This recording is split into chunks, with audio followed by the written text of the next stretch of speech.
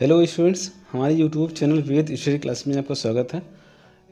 ये आप देख रहे हैं कक्षा 10 के मैथ का चैप्टर 11.1 का 5th नंबर क्वेश्चन का हल। यहाँ स्टूडेंट्स हमें एक त्रिभुज की रचना करना है।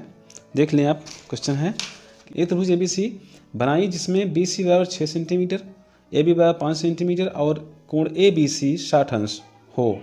फिर एक त्रिभुज की रचना कीजिए जिसकी भुजाएं त्रिभुज ABC संगत भुजाओं की। देखिए स्टूडेंट्स, इसे हमें रचना करना है।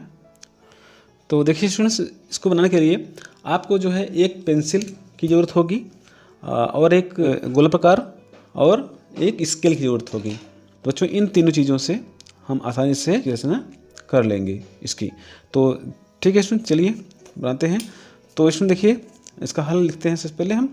उसके बाद स्टूडेंट यहाँ पे सीधे ही लिखना होता है रचना के चरण।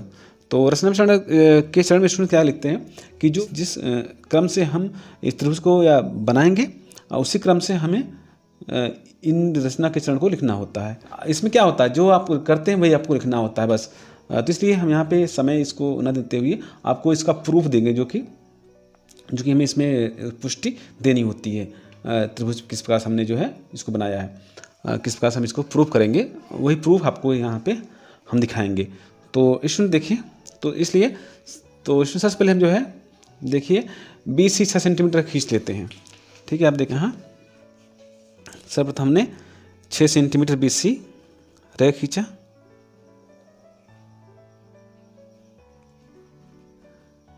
ठीक, ये हुआ 6 सेंटीमीटर। ठीक है, इसका नाम रख देंगे सबसे पहले ही BC। ठीक, अब स्टूडेंट्स, अब B पर जो है, चूँकि देखिए यहाँ पे यहाँ दिया गया है कि कोण ABC 60 अंश है, इसलिए कोण यहाँ पे B बिंदु पर हम 60 अंश का कोण बनाएंगे। आप जानते हैं 60 अंश कोण पटरी प्रकार से आसानी से बना सकते हैं। केवल एक किसी भी त्रिज्या का एक आर्क लगाएंगे। ठीक है, ऐसे ही हल्का सा।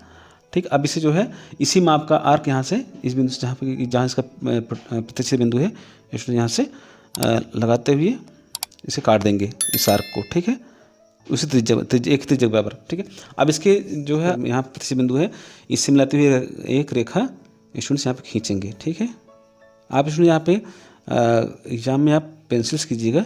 ठीक है, क्यों नहीं तो गलत हो जाएगा, फिर उससे सुधारने का चांस नहीं होगा। तो इसलिए जो है इसे स्टूडेंट 5 सेंटीमीटर, चूँकि देखिए स्टूडेंट यहाँ पे इसी रेखा पर कहीं हमारा A बिंदु होगा, इसलिए हम इसे जो है 5 सेंटीमीटर से अधिक बढ़ा लेते हैं। ठीक है, 5 सेंटीमीटर अधिक बढ़ गया है, तो हमें केवल 5 सेंटीमीटर से इसे नाप करके काट लेना है। अब BY पर स्टूडेंट्स 5 सेंटीमीटर बराबर हम जो है इस पटरी पर स्केल पर नापते हैं और 5 सेंटीमीटर बराबर यहाँ पर रेखा का काट लेते हैं। ठीक, ये हुआ। अब ये स्टूडेंट हमारा बिंदु हो गया A बिंदु, जो ये बिंदु होगा हमारा A बिंदु का। अब A बिंदु को C से स्टूडेंट्स मिला देते हैं। अब मिलाया ये। ठीक है, ये मिल गया स्टूडेंट्स। देखिए बच्चों, ये हमारा त्रिभुज बन गया। ठीक है, त्रिभुज रेडी है, क्योंकि देखिए BC 6 सेंटीमीटर है, यहाँ पे ये 6 सेंटीमीटर है। ठीक है, और ये AB स्टूडेंट 5 सेंटीमीटर हमने स्केल से नाप के ये काटा, इससे 5 सेंटीमीटर आप लिख सकते हैं। और ये वाला कोण 60 अंश का है, यहाँ पे हम 60 अंश लिख सकते हैं नीचे में ही। ठीक है, तो ये हुआ स्टूडेंट्स त्रिभुज की रचना। अब स्टूडेंट देखिए, प्रश्न कहा गया है कि फिर एक त्रिभुज की रचना कीजिए जिसकी भुजाएं त्रिभुज ABC की संगत भुजाओं की 3/4 गुनी है। ठीक है स्टूडेंट, अब यहाँ क्या करेंगे स्टूडेंट, अब यहाँ पे आपको ध्यान देना है कि सबसे पहले क्या करेंगे कि एक न्यून कोण बनाते हुए B बिंदु लेंगे। यहाँ पे B बिंदु से एक न्यून कोण बनाते हुए एक किरण खींचेंगे। ठीक है, B के नीचे न्यून कोण बनाते हुए। ठीक है, ये हो किरण। ठीक है, इस नाम दे देते हैं किरण BX। ठीक है, इस किरण का नाम BX। अब देखिए स्टूडेंट्स, अब दूसरी बात जो आपको बहुत ध्यान देनी है कि अब इस रेखा को हम बांटेंगे कुछ भागों में। वो भाग क्या होगा, यहाँ पर देखेंगे जो भिन्न है हमारा 3/4 में जो बड़ी संख्या है, जो भिन्न में जो बड़ी संख्या है, उसके बड़ी संख्या के बराबर बांट देंगे।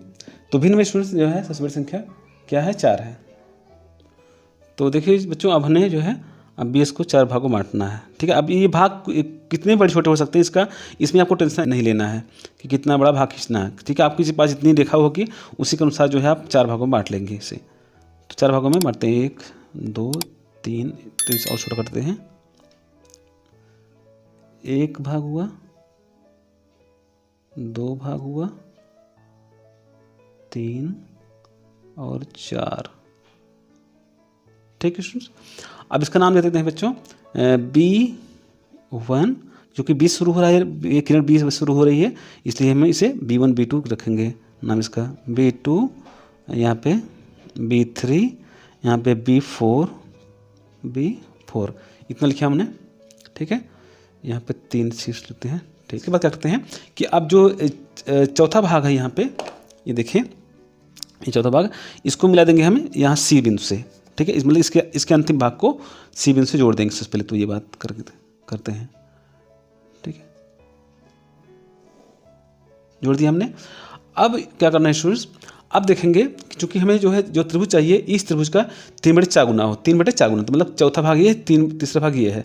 अब तीसरे B3 से अब B4C के मतलब इस रेखा के समांतर एक रेखा खींचेंगे जो कि BC को मिलेगी। ठीक है, तो इसके लिए हमें क्या करना होता है, हमें जो है संगत कोण बनाना होता है। चूँकि जानते हैं समांतर रेखा तभी होती है जब संगत कोण बराबर होते हैं, इसलिए हम एक संगत कोण बनाएंगे इसके यहाँ से। ठीक है, तो इसलिए यहाँ पे एक ऐसे लिखते आर्क मारते हैं। ठीक है, एक चाप लगाते हैं।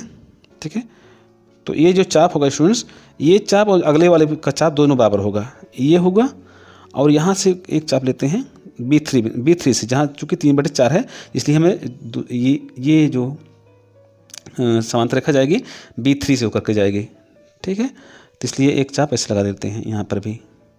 ओके, अब देखिए स्टूडेंट्स, आप जो है यहाँ पे जितना आप देखिए यह कोण नापेंगे, ये जो B4 पे जो ये रेखा है, इसका कितना कोण है, जो भी कोण होगा। ठीक है, इसकी हमें माप नहीं पर, लेकिन इसके माप के बराबर वहाँ पे B3 पे कोण को बनाएंगे हम। ठीक है, आप देख रहे हैं इसको जो इसके ला रहा है इतना, ये इतना इसके लिए यहाँ पे लेते हैं। ठीक है, यहाँ अब एक 80 आर्क लगाते हैं। ठीक है, यहाँ काट रहा है, तो स्टूडेंट्स यहाँ पे देखिए, यहाँ से मिलाती हुई रेखा जो किनारा बिंदु है इसका, अब यहाँ से मिलाती हुई रेखा यहाँ B3 से मिलाती हुई रेखा खींचेंगे जो कि BC रेखा को काटेगी। ठीक है, यहाँ देखिए आप, ये देख रहे हैं, तो ये स्टूडेंट देखिए, अब जो है इसको हम जो B3C से मिलती है, BC पे रेखा मिलती है, यहाँ नाम दे देंगे स्टूडेंट यहाँ पे D बिंदु, क्योंकि हमारी रेखा जो है जो दूसरी रेखा है, ये D बिंदु पर BC को मिलती है। ठीक है, अब स्टूडेंट्स क्या करेंगे कि अब D बिंदु से भी हम जो है एक समांतर रेखा खींचेंगे, AC की समांतर रेखा खींचेंगे D बिंदु से। तो इसलिए जो है ये 2 चाप फिर से लगाते हैं, ऐसे जिस तरह से यहाँ से लगाया था, किसी भी त्रिज्या का होगा ये स्टूडेंट्स। ठीक है, ये छोटे त्रिज्या देते हैं की बार ताकि आसानी बन जाए। ठीक, ये हुआ। तो स्टूडेंट्स ये माप की एक चाप और लगा यहाँ से D बिंदु से। ठीक है, क्योंकि D बिंदु से एक समांतर रेखा खींचना है AC के बराबर। ठीक है, एक समांतर खींचना। ठीक है, अब स्टूडेंट देखें, अब इसको जो है कोण मापेंगे कितना, कि जो ACB का कोण है ये कितना है, इसके बराबर जो कोण वहाँ पे काट देंगे, तब हमारा अगर संगत कोण बराबर हो जाता है तो 2 रेखाएं समांतर होती हैं। ये देखिए आप। ठीक है, अब इसको मिलाती हुई रेखा खींच देंगे यहाँ से, यहाँ पर ट्रिक से देख रहे हैं आप, यहाँ से D बिंदु से मिलाती हुई, D बिंदु से और इस प्रतिशत बिंदु को मिलाते हुए एक रेखा आगे बढ़ाएंगे जो AB को कहीं पर काटेगी। देखिए आप, ये। ठीक, तो इसका नाम दे देंगे हम ABCDE, E बिंदु देंगे इसका नाम E बिंदु रख देते हैं। ठीक है, तो इस प्रकार से जो है हमारा अब यहाँ पे अभिष्ट त्रिभुज बनकर तैयार हो गया है। ठीक, तो स्टूडेंट देखिए, हमने जो है आपको रचना का चरण यहाँ पे बता दिया है। ठीक है, आप रचना के चरण लिखते समय बिल्कुल भी मत डरिए, क्योंकि रचना के जो चरण होते हैं, जो रचना होती है स्टूडेंट्स, वो कभी गलत नहीं होती है। आप इसमें जो है आपको नंबर नहीं काटा जाएगा, क्योंकि आप बशर्ते आप इसको लिखे रहिए किसी तरह से बस। ठीक है, इसलिए देख लिए हमने यह रचना लिख दी है। आप यहाँ पे वीडियो को पॉज करके आप इसे पढ़ सकते हैं और समझ सकते हैं। यहाँ पे इसमें जरूरी होता है कि रचना की पुष्टि करना, ये बहुत जरूरी है। इसमें जो है आप समझ लीजिए आपकी आधा नंबर इसमें होता है। ठीक है, पूरी रचना का आधा नंबर इसमें भी होता है। तो आप किस तरह से इसकी पुष्टि करेंगे, रचना की पुष्टि करेंगे, इसको हम आपको बहुत आसानी से बताते हैं। इसमें लिखते हैं हम त्रिभुज, देखें त्रिभुज EBD बी डी तथा त्रिभुज ए बी सी में। ठीक, तो स्टूडेंट देखें इन दोनों त्रिभुजों में स्टूडेंट्स जो कोण ए डी बी है वो बराबर है कोण ए सी बी के। लिखेंगे कोण ई डी बी बराबर कोण ए सी बी। तो स्टूडेंट जो लिखे हैं हमें यही प्रूफ देना है ये कोण क्यों बराबर है। ये बराबर क्योंकि ये है स्टूडेंट संगत कोण। स्टूडेंट्स यहाँ पे संगत कोण है, संगत कोण है क्योंकि जो हमने इन दोनों रेखाओं को समांतर खींचा है। ठीक है, ओके। अब स्टूडेंट देखें कोण बी यहाँ पे दोनों इस पहले त्रिभुज में कोण त्रिभुज इसमें ई बी डी में कोण बी बराबर कोण A B S B C में भी कोण बी, दोनों शीर्ष चूंकि दोनों शीर्ष एक ही कॉमन है, उभयनिष्ठ है, इसलिए कोण दोनों एक ही हैं, इसलिए लिखते हैं यहाँ पे उभयनिष्ठ। अब स्टूडेंट इसलिए लिखते हैं इसलिए ए समरूपता की